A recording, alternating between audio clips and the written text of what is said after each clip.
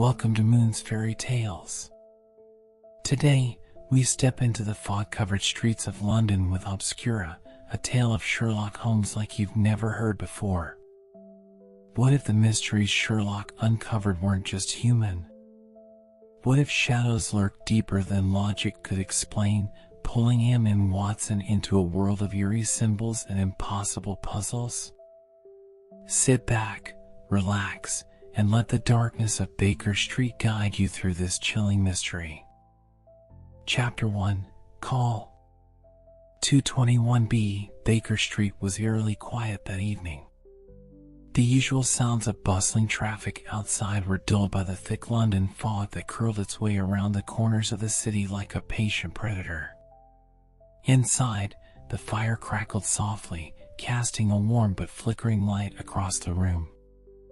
Watson sat comfortably in his chair, his fingers lightly tapping the spine of an old book as he read, lost in its pages.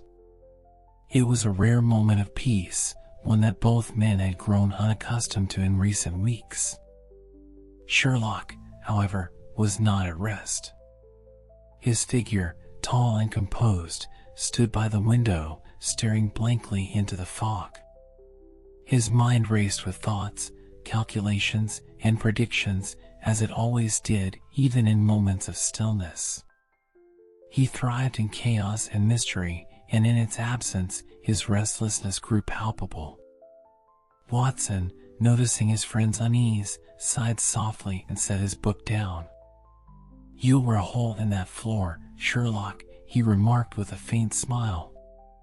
But before Sherlock could reply with his usual sharp wit, the phone rang. It pierced the quiet like a sudden crack of thunder. Both men froze for a brief moment, the sound hanging ominously in the air. Watson's hand reached for the phone, but Sherlock's keen instincts had already alerted him. Something wasn't right. Watson answered. 221B, Baker Street. On the other end, the voice of Detective Lestrade crackled through the line. But it wasn't his usual gruff tone. It was something darker, laced with an undercurrent of fear.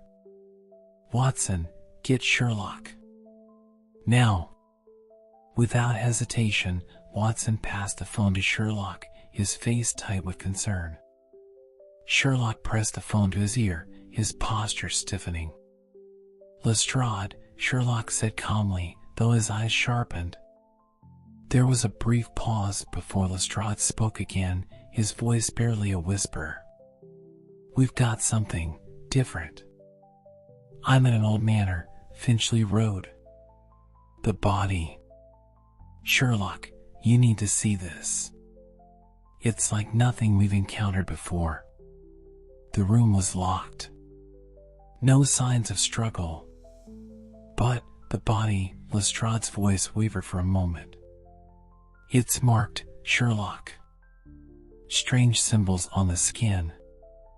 I don't know what the hell we're dealing with." Sherlock's eyes narrowed as he listened. "Send me the address. We'll be there immediately."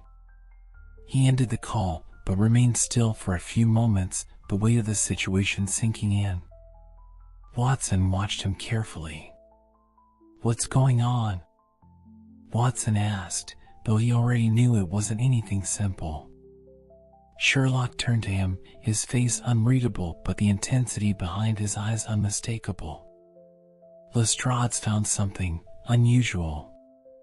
A body with markings, a locked room, no visible cause of death. It's intriguing." Watson stood up, slipping his coat on as Sherlock grabbed his. "And the markings?" Sherlock hesitated briefly. "Symbols. Unfamiliar ones." Watson frowned as he followed Sherlock out the door. "Symbols?" "Yes," Sherlock replied curtly. "And from the sound of it, they're not anything ordinary. Something's wrong with this case, Watson. And that's precisely why we must hurry." The drive through the fog-laden streets of London felt longer than usual, the city blanketed in an eerie stillness. Even Watson, a man grounded in rationality, couldn't shake the creeping sense of dread that crawled up his spine. Sherlock sat beside him, unmoving, his mind undoubtedly running through 1,000 possible scenarios. But this case felt different. The tension, the unease, it gnawed at Watson's nerves. They arrived at the manor, an imposing structure looming out of the mist like a forgotten relic of the past. Its stone walls were weathered and cracked, as though the building itself had been eroded by time and secrets. The entrance was cordoned off by police tape, and Lestrade stood waiting, his face pale under the harsh lights. "About time," Lestrade muttered, though there was no bite in his words. His usual confidence was shaken, and it was clear that whatever lay inside had unsettled even him. "Show us," Sherlock said, his voice sharp and precise. Lestrade led them inside, the air growing colder as they ventured deeper into the manor's hollow halls. The silence was unnerving, broken only by the occasional creak of the old floorboards beneath their feet. They reached the room at the far end of the corridor. The door was old, the wood splintering around the edges, but the lock was intact. "No signs of forced entry," Lestrade muttered as he opened the door, "and no one's been able to figure out how they got in or out." Inside, the scene was chilling. The room was sparse, with little furniture aside from an old, dust-covered table and a chair. And in the center of the room, lying peacefully on the floor, was the body. Watson's breath hitched. The man was young, mid-30s at most. His face was serene, almost as if he were asleep. But the skin, the symbols carved into his flesh were intricate, each one twisting and curling in patterns Watson couldn't recognize. They were not the random work of a madman. They were deliberate, precise. Dark lines etched deep into the man's skin, as though burned into him with a cruel intention. Sherlock crouched beside the body, his eyes scanning every detail with a practiced precision. No defensive wounds. No sign of struggle, he murmured. This wasn't a murder in the conventional sense. He didn't fight back. Watson knelt down beside him, examining the man's face. "He looks calm," Watson said, his voice low. "Too calm." Sherlock's gaze snapped to the far corner of the room. "There," he pointed. Watson followed his gaze, spotting what Sherlock had noticed. The shadows clung unnaturally thick to the walls, but just beyond the edge of visibility, a faint smudge could be seen. A marking on the wall, Sherlock noted. Almost invisible in this light. But it's there. Lestrade stepped forward, clearly unnerved. "What do you think it means?" Sherlock stood, his expression unreadable. "It means this isn't just a murder. It's a message." Watson felt the chill creep up his spine again. "From who?" Sherlock turned to him, his voice darker than Watson had ever heard it. "That's what we need to find out." As they stood in the cold, empty room, the feeling of something larger, something darker, settled over them like the fog outside. Whatever they had stumbled into, it wasn't just another case. It was something far worse. And as Sherlock's phone buzzed softly in his pocket, he knew it wasn't over. Not yet. Chapter 2, Clue. The morning light in 221B, Baker Street filtered through the curtains, casting a pale glow across the cluttered living room. Sherlock sat hunched over the coffee table, papers strewn everywhere. His fingers tapped rhythmically on the wooden surface, eyes fixated on the photographs of the crime scene laid out before him. Watson stood by the window, sipping a cup of tea, his gaze distant. The events from the night before still gnawed at his thoughts, the body, the eerie calmness, the symbols. "What do you make of it, Watson?" Sherlock's voice broke the silence, sharp and expectant. Watson turned to face him, shaking his head slightly. The symbols, they're not something I've seen before. Could be a cult, maybe? But the victim, he didn't seem like someone involved in anything like that. He hesitated, the memory of the peaceful expression on the dead man's face resurfacing. It's like he didn't even resist. He just let it happen. Sherlock stood abruptly, the scrape of his chair echoing in the room.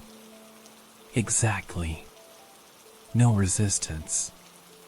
No signs of struggle. Whoever, or whatever, did this knew exactly what they were doing. He paused, his eyes scanning the room, searching for the missing piece. It wasn't just a murder. There's more to this. Something methodical. Watson set down his cup. What about the markings on the walls? Sherlock strode over to his desk, where the image of the barely visible mark they found on the wall was pinned up. Burned into the surface, yet barely noticeable to the untrained eye. It wasn't meant to be obvious. Whoever left this knew it would catch my attention. Watson crossed the room to inspect the image more closely. It was faint, almost like a shadow pressed into the plaster, its form twisting and curling. What do you think it means? Sherlock narrowed his eyes. It's a message, but not one we can interpret without further information. I'll need to cross-reference it with anything similar in our archives. But before that, he stopped, his attention snapping to a small fragment on the corner of his desk. A piece of paper, crumpled and torn, sat half-hidden beneath a stack of files. Sherlock pulled it free, smoothing it out carefully. This was found under the victim's bed, he muttered, holding the fragment up to the light.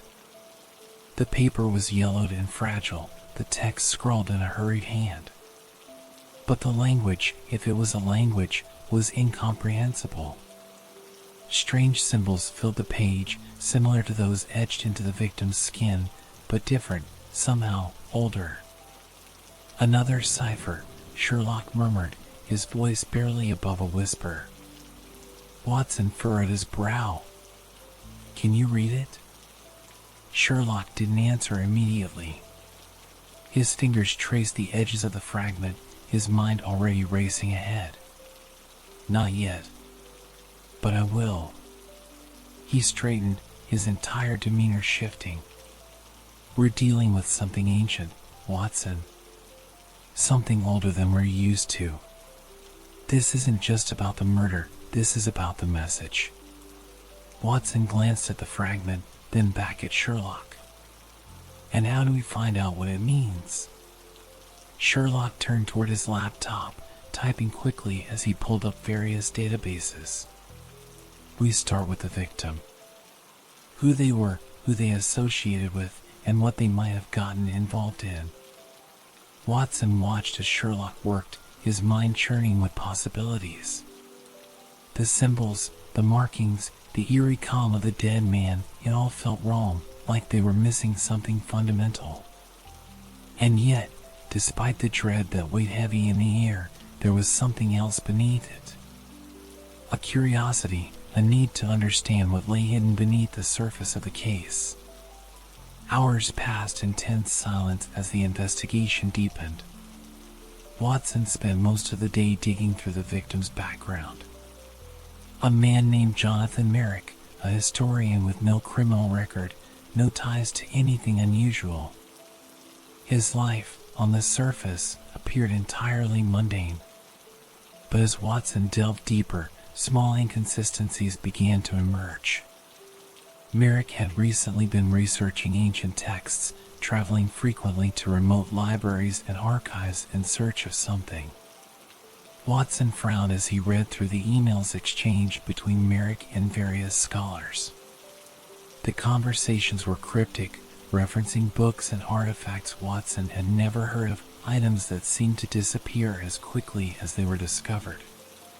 "Something's off about his research," Watson said, turning to Sherlock. Sherlock didn't look up from his work. "Go on." He'd been in contact with a group of scholars. But the conversation stopped abruptly a few weeks ago. There's no follow-up, no conclusions, just silence. Sherlock's fingers paused for a fraction of a second on the keyboard before he resumed typing. And what was he researching? Something to do with ancient knowledge. Artifacts, texts, all of it revolving around lost languages and forbidden writings. Watson shook his head. It doesn't make sense. Merrick wasn't involved in anything dangerous, or at least, not until recently. But he was digging into something that could have gotten him killed. Sherlock's eyes flickered with interest. Ancient knowledge, forbidden writings. Now that's more like it. As the pieces began to slot into place, Sherlock's phone buzzed on the desk. Without breaking his rhythm, he glanced at the screen. It's Lestrade. Another body. Watson stiffened. Another one? The same?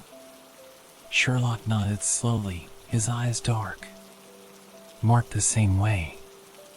But this time, there's something new. He held up the phone, showing Watson the message from Lestrade.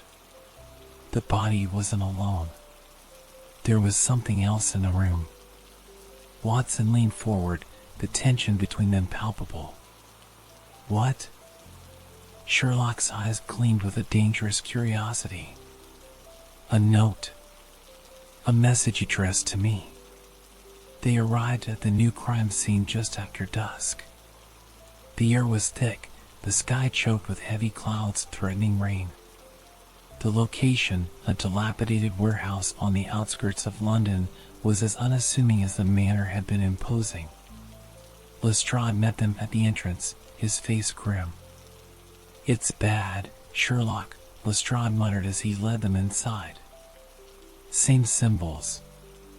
Same peacefulness. They walked through the dimly lit corridors until they reached the room. The smell of decay was strong here, the atmosphere oppressive. Inside, the body lay in the same position as the last. A young woman this time, her skin marked with the same intricate symbols. Watson's stomach churned at the sight, the familiar unease settling deep in his gut. But this time, there was something else. On the ground beside the body, a folded piece of paper, untouched, as if placed there with deliberate care. Sherlock bent down, picking it up with gloved hands. His face remained unreadable as he unfolded the paper. For a long moment, the room was silent. Watson stood at his side, the tension thickening with each second. Finally, Sherlock spoke, his voice low and controlled. It's addressed to me. Watson's heart skipped a beat. What does it say? Sherlock handed the note to Watson, his expression cold. Written in the same strange symbols as before, the note contained a single, ominous line. The game is not what it seems. Follow the shadows, Sherlock Holmes, and you may find what you seek. Watson's throat tightened. What the hell does that mean? Sherlock's gaze flicked back to the body, then to the dark corners of the room, his mind already turning. It means, he said slowly, that we're being watched. As the words left his mouth, Watson couldn't shake the feeling that someone, was lurking just beyond the light, waiting for them to stumble deeper into the darkness. And as the shadows around them seemed to grow thicker, Watson realized they had already begun to fall. Chapter 3: Shadow. London had never felt so claustrophobic. As Watson followed Sherlock through the narrow, rain-soaked streets, the city seemed to close in around them. The familiar sound of traffic was distant, muffled by the thick fog that clung to every corner. Shadows stretched unnaturally under dim streetlights, flickering as though alive. Sherlock had been receiving cryptic messages for the past 2 days, text after text from an unknown number, each one more puzzling than the last. They were always short, always designed to pull them further into a web that neither of them fully understood. "He's toying with us," Watson muttered, his breath visible in the cold night air. His unease was growing with every step. The cryptic clues weren't just difficult, they felt personal, almost invasive, as though the person sending them knew exactly how to push Sherlock toward obsession and Watson toward dread.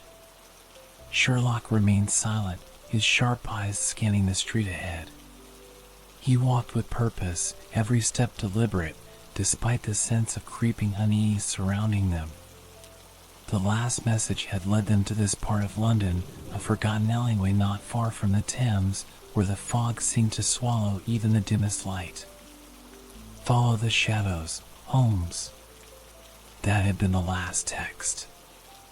"I don't like this," Watson said, his voice low, barely audible over the persistent patter of rain. "Whoever this is, they're leading us into something we don't understand." Sherlock shot him a glance, but his expression was unreadable. "That's precisely why we need to keep going." Watson clenched his fists. He trusted Sherlock more than anyone, but this wasn't like the others. Something about it felt different, darker, as though they were chasing something that wasn't human. His instincts were screaming at him to turn back, but he couldn't leave Sherlock to face this alone. They turned a corner, and the alley opened up into a small, decrepit courtyard.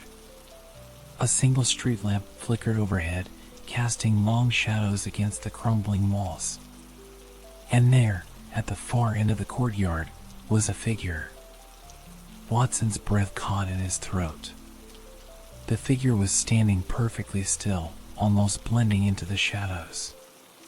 They were cloaked, hood drawn low over their face, and though Watson couldn't see their eyes, he felt the weight of their gaze on him.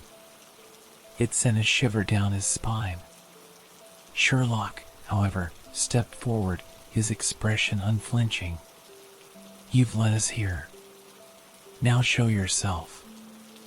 For a moment, there was only the sound of rain hitting the cobblestones. Then, slowly, the figure lifted their head. Watson couldn't make out their features, the darkness clung to them, obscuring their face. But their voice was cold, empty, like the space between stars.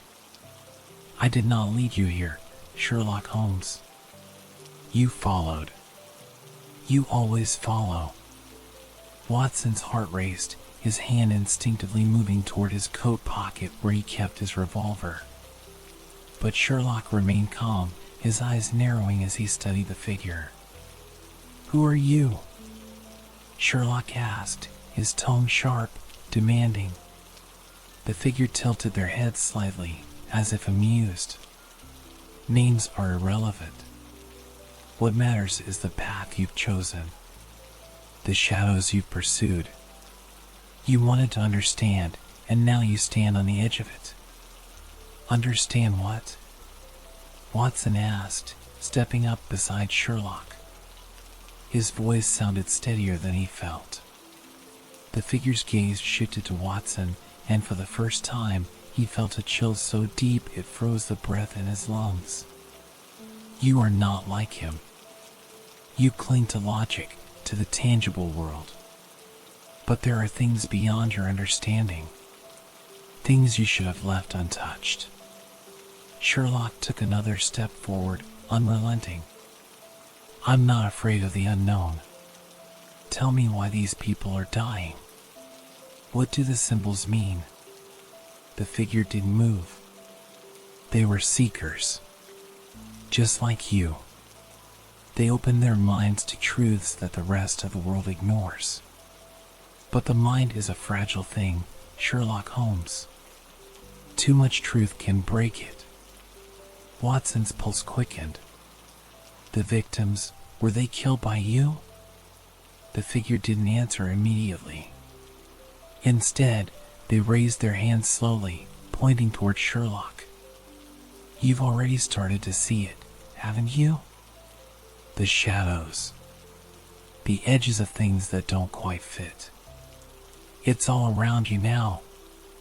There is no turning back." For the first time, Watson saw a flicker of doubt cross Sherlock's face. It was brief, almost imperceptible, but it was there. Sherlock had always been the master of his mind, the one who could unravel any mystery. But this was different. Whatever was happening, it wasn't something he could solve with logic alone. The figure's voice softened, though the coldness remained. "The shadows have always been there, Sherlock. They are a part of us. A part of the world that exists just beyond the surface. You wanted to understand the cipher? To know the truth? You're closer than you think." Suddenly, the figure moved, not physically, but as if the shadows themselves carried them, dissolving their form into the night. Watson blinked, his breath catching in his throat. They were gone, but the oppressive weight of their presence remained. "Sherlock," Watson said, his voice shaky, "this is beyond us. Whatever that was, they're playing with forces we can't comprehend." Sherlock remained silent, his mind racing as he stared at the spot where the figure had vanished. He turned abruptly, walking back toward the alley. "We're not done yet, Watson." Watson followed, though every instinct screamed at him to leave. "What now? How do we stop this?" Sherlock didn't answer immediately, his gaze fixed ahead as they walked deeper into the fog. "We keep going. There's more to uncover." They returned to Baker Street long after midnight, the rain still drumming against the windows. Watson felt exhausted, but sleep seemed impossible. The figure's words echoed in his mind, filling him with an unease that gnawed at his sanity.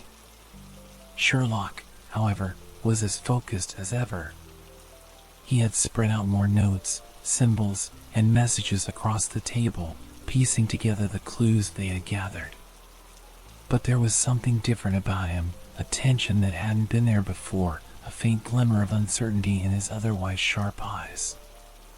"You're not telling me everything, Sherlock," Watson said, breaking the silence. Sherlock glanced up from the papers, his expression unreadable. "What do you mean?" "You've seen something. Felt something.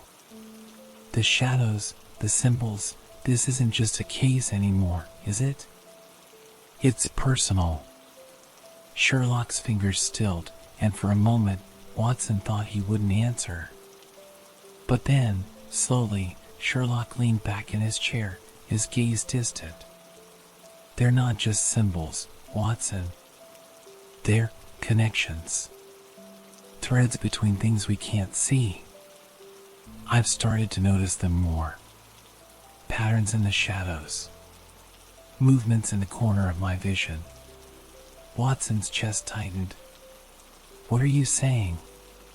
Sherlock's eyes met his, and for the first time, Watson saw genuine fear in them. "I'm saying, I don't know how much of this is real anymore." The room fell into a heavy silence, the weight of those words hanging between them. Watson wanted to reassure him, to pull him back from whatever abyss he was staring into, but he didn't know how. All he knew was that something dark was creeping into their world, something beyond reason, beyond logic. And as the shadows in the room seemed to deepen, Watson realized they were already in too deep to turn back. Chapter 4, Cipher. The air inside 221B, Baker Street, felt colder than usual. It wasn't the chill of a London autumn, but something else, something creeping in, thickening the atmosphere like an invisible fog.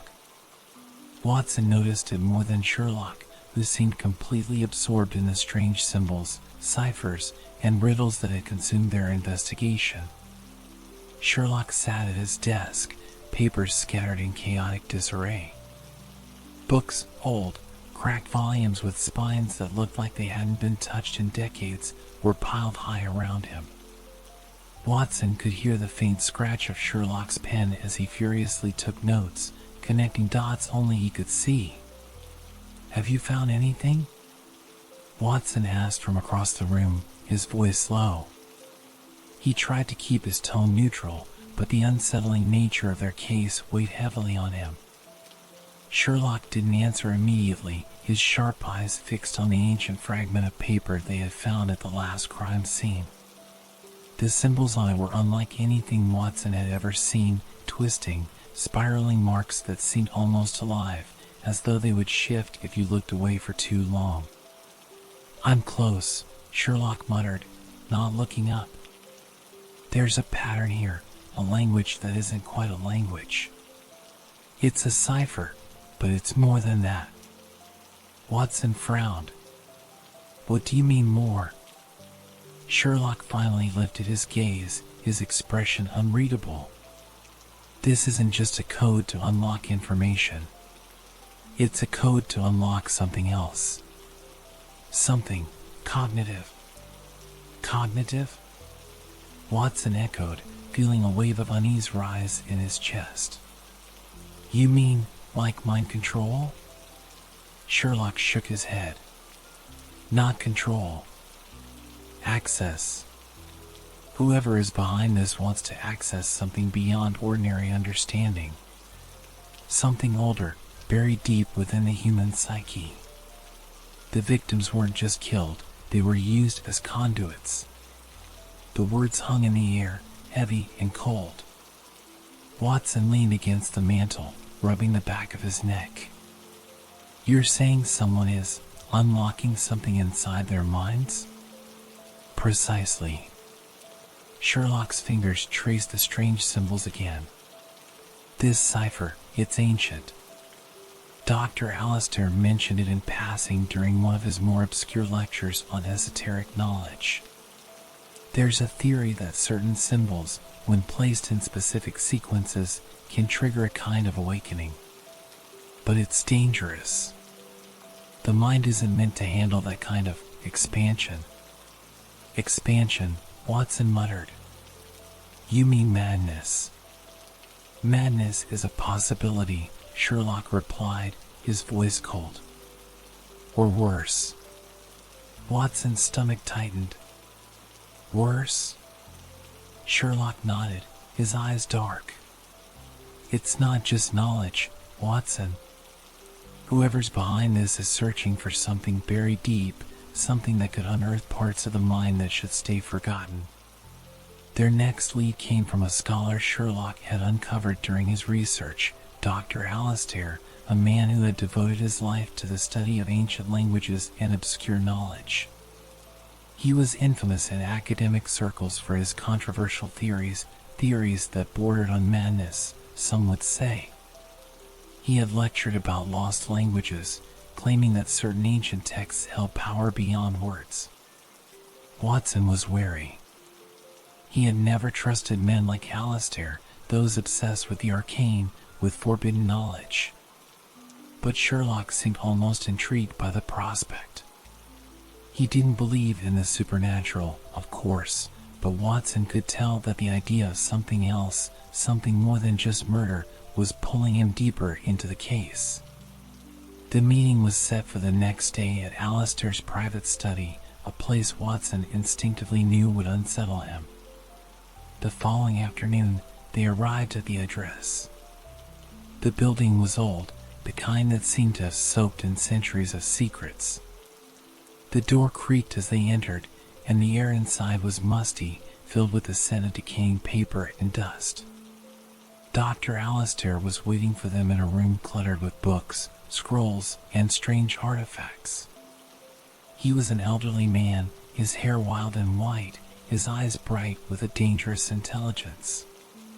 "Sherlock Holmes," Alistair said, his voice like dry parchment. "I've been expecting you." Sherlock gave a curt nod. "You know why we're here." "Of course," Alistair replied, gesturing for them to sit. The cipher. Watson remained standing, his arms crossed as he eyed the room warily. The bookshelves were filled with volumes and languages he couldn't even begin to decipher, and strange objects, relics, perhaps, were scattered across the tables. Something about the place felt wrong, like it was out of sync with the world outside. Sherlock wasted no time. "Tell me about the symbols we've encountered. What do they mean?" Alistair leaned back, a strange smile on his lips. "They are keys, Mr. Holmes. Keys to unlocking parts of the mind that lie dormant. The human brain is powerful, but we only use a fraction of its potential. There are doorways, shall we say, within our minds that most will never access. These symbols, they are the language of those doorways." Watson's unease grew. "And what happens when someone opens these doorways?" Alistair's smile widened. "Ah, now that's the danger, isn't it? Some find enlightenment. Others lose themselves to the vastness of what they see." Sherlock's eyes gleamed with interest. "And what of those who've been killed?" Alistair's face darkened. "Not everyone is capable of surviving the unlocking. The mind, as resilient as it is, can shatter when exposed to truths beyond comprehension. Your victims, they were unprepared for what they found." Watson's throat tightened. "So, they went mad?" "Madness is a crude word, Dr. Watson," Alistair replied. "They simply saw too much." Sherlock leaned forward, his voice sharp. "Who's behind this? Who's manipulating these people?" Alistair's expression turned grave. "There are those who seek knowledge for the sake of power. Those who believe that by unlocking the mind's full potential, they can transcend the boundaries of humanity itself. Whoever is orchestrating this is dangerous, Mr. Holmes. They are not seeking knowledge, they are seeking dominion." The room fell into an oppressive silence, broken only by the ticking of a nearby clock. Sherlock rose from his chair, his mind already calculating. "Where can we find them?" Alistair's gaze flickered to the books on the shelves, to the ancient scrolls laid out before him. "I cannot say for certain. But I can tell you this, the answers you seek are in the oldest texts, in languages few can understand. You are dealing with forces that have been waiting to be awakened for centuries. Be careful, Mr. Holmes. There are things in this world that even your sharp mind cannot grasp." Sherlock didn't respond. He turned to leave, Watson following closely behind, his thoughts a chaotic storm of disbelief and fear. As they stepped out into the cold London air, Watson broke the silence. "Sherlock, what if he's right? What if we're dealing with something we can't control?" Sherlock's gaze remained fixed ahead, his voice steady but laced with a dangerous curiosity. "That's precisely why we must find out." Back at Baker Street, the atmosphere had shifted. It was as if the shadows in the corners had deepened, as though something unseen had begun to stir. Watson tried to focus on his research, but every creak of the floorboards, every flicker of the fire seemed to pull him further into the darkness. Sherlock was lost in the cipher, obsessively analyzing the symbols, his mind unraveling their secrets piece by piece. Watson watched him with growing concern. The case had gripped Sherlock in a way no other had before, and it frightened him.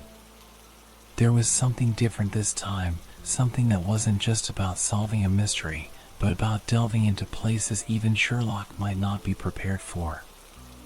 As the night wore on, the fire crackled softly, and the room seemed to grow colder.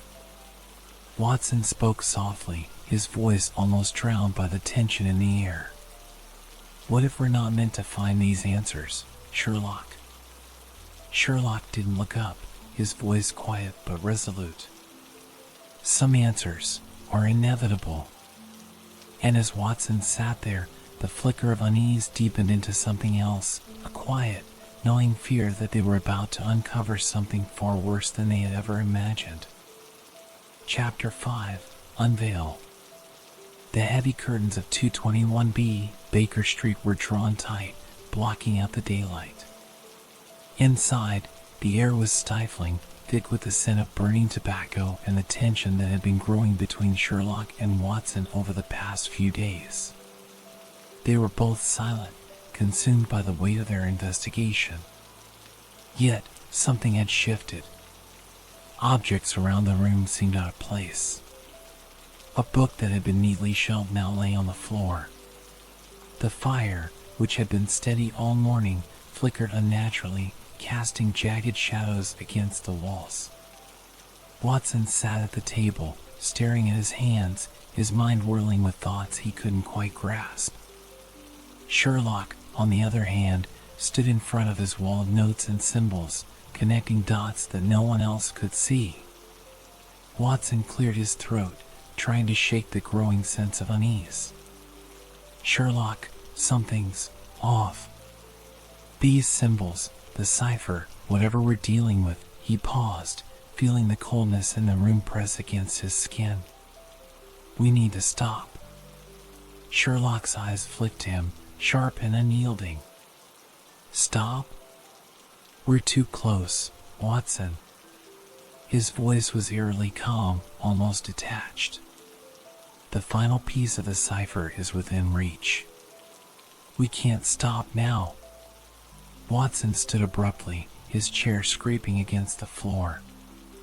You don't feel it? This thing we're chasing, it's not normal. It's not just some puzzle to solve.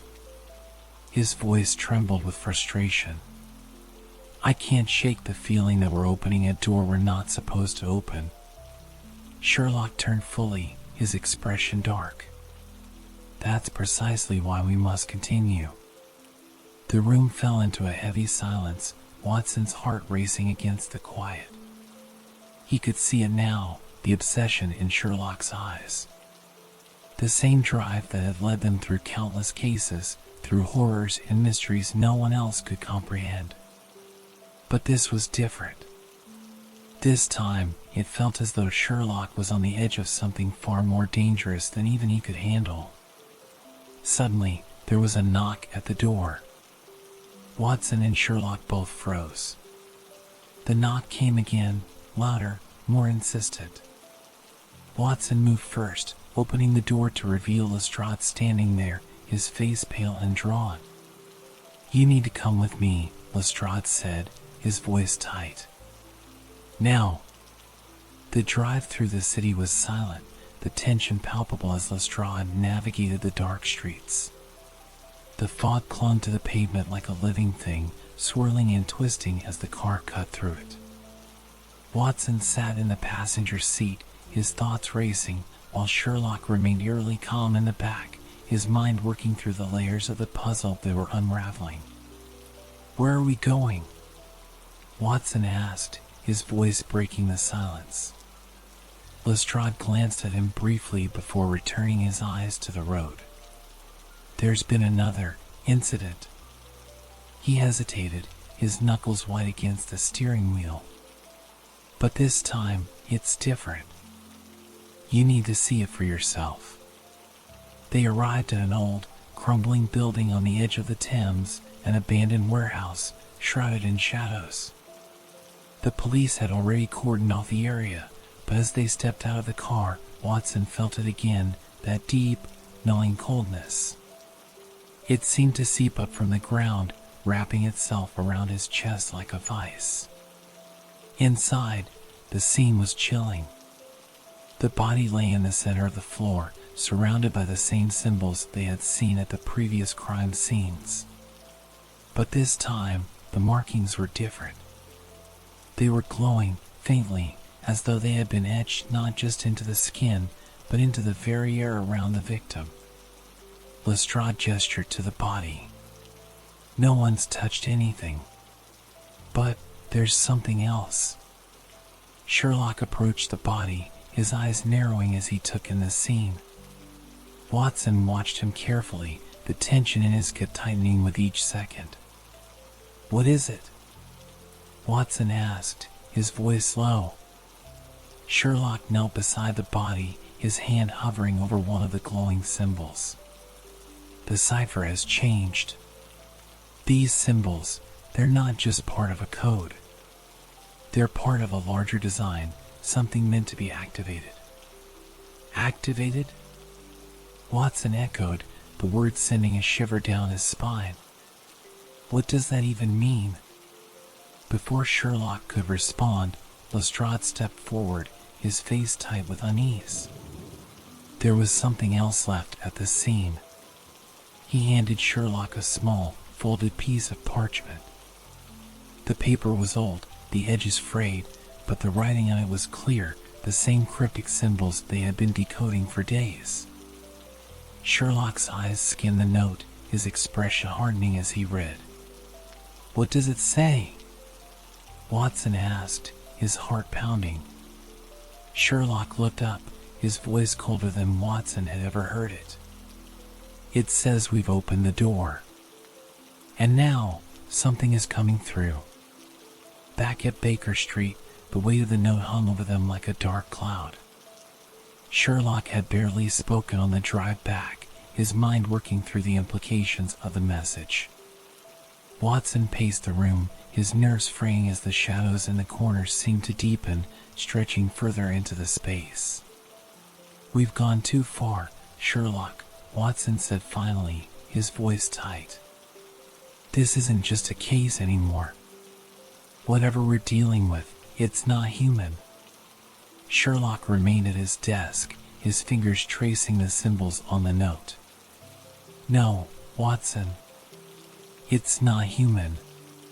It's something far older. Something beneath what we know as reality."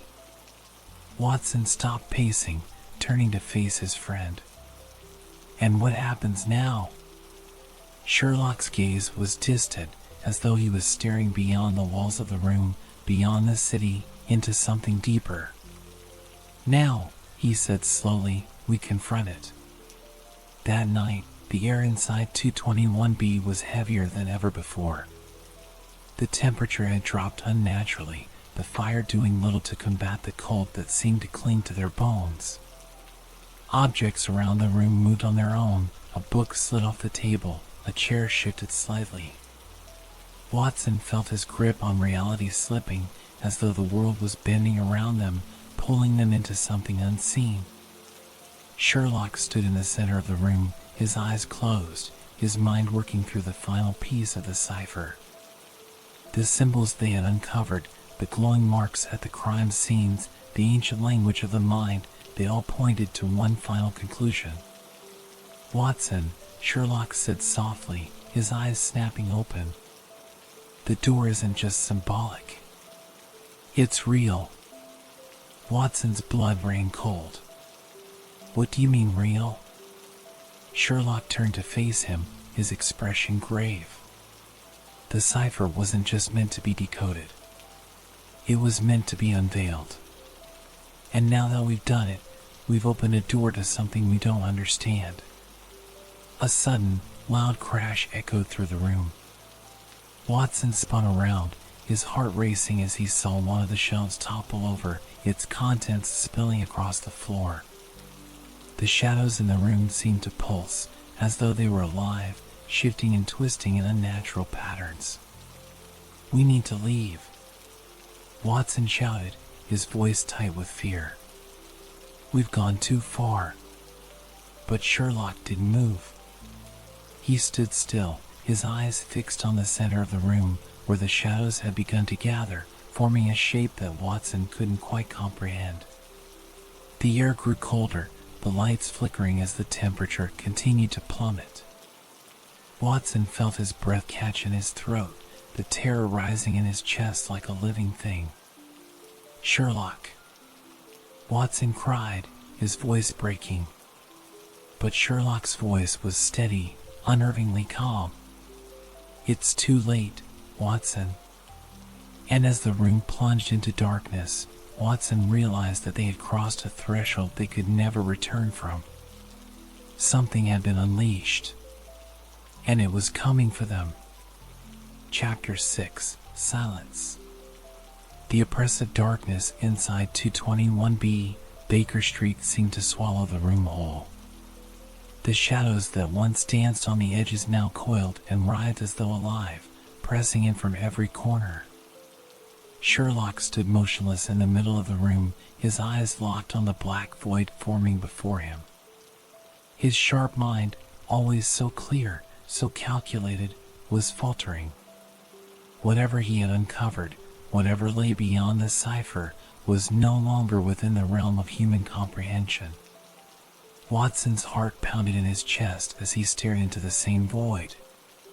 The air was cold, suffocating. He could feel it wrapping around his lungs, stealing the breath from him.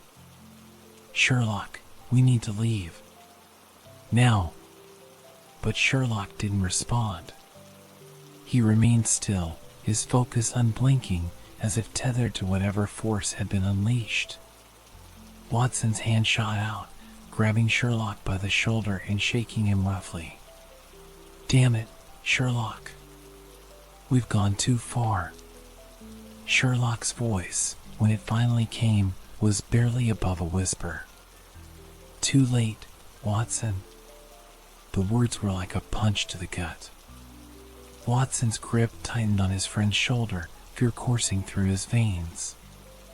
He had seen Sherlock face death countless times and watched him stare down danger with nothing but cold reason and sharp intellect. But this was different. There was no calculation in Sherlock's eyes now.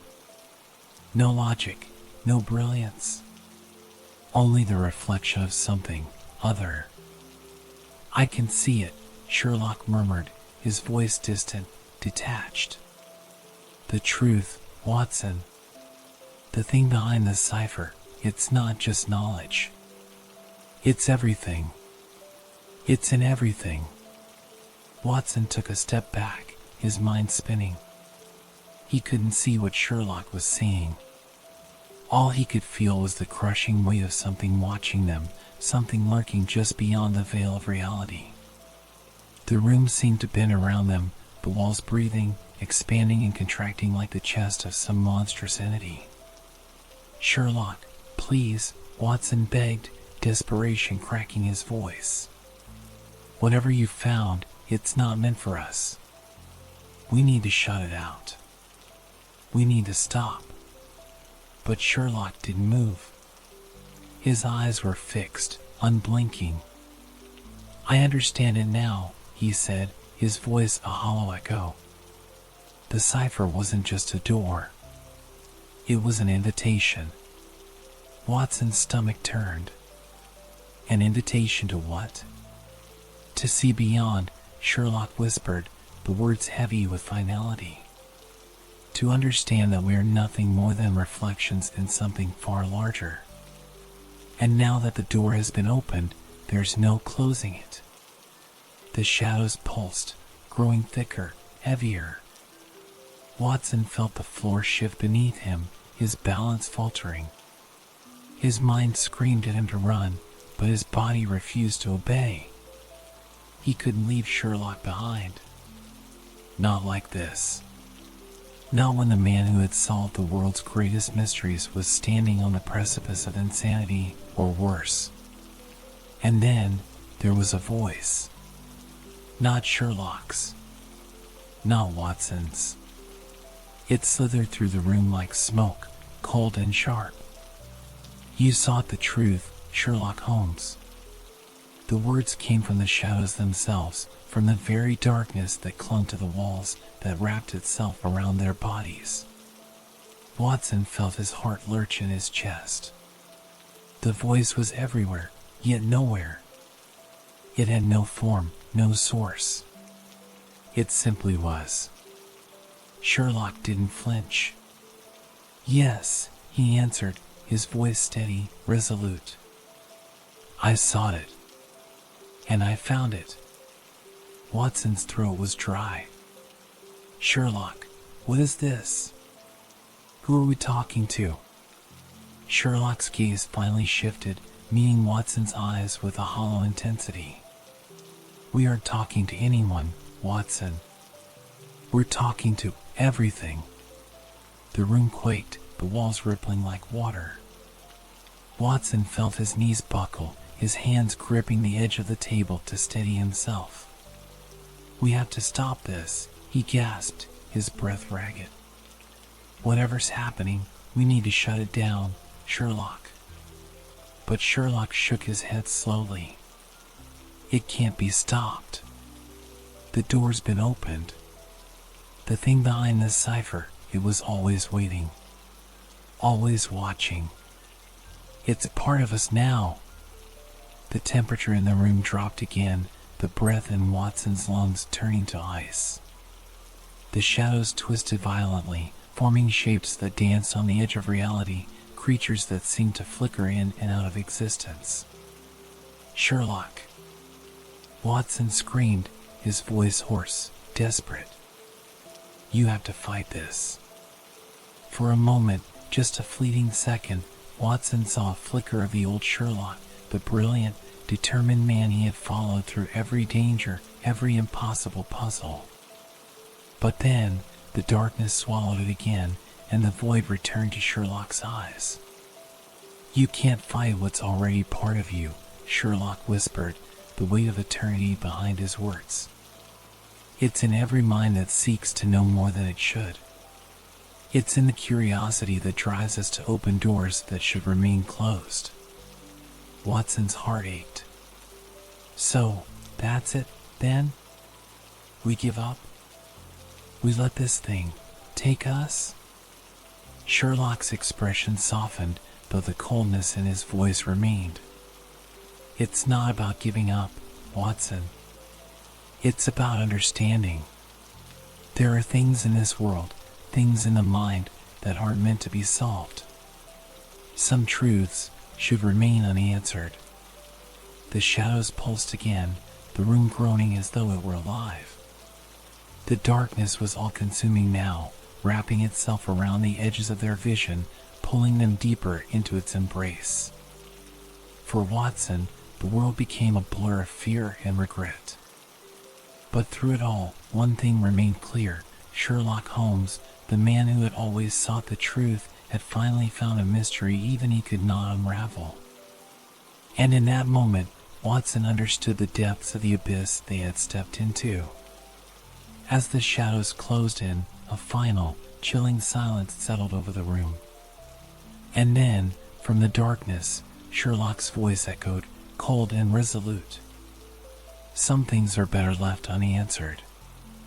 The room fell into a stillness so complete it seemed the air itself had ceased to exist. The shadows, once writhing and alive, were now gone, leaving only the dim, suffocating silence in their wake. Watson stood in the middle of the room, his chest heaving with the weight of what had just transpired. There were no answers. Only silence. And for the first time in his life, John Watson understood that not every mystery needed to be solved. End. Thanks for watching, everyone. If you're enjoying these dark and mysterious tales, don't forget to like, share, and subscribe. And make sure to hit that bell icon right below so you never miss an episode. Got a story idea or suggestion? Drop it in the comments. I'd love to hear from you. Thanks to everyone who's been supporting and helping our community grow. It means the world. Stay tuned for more adventures.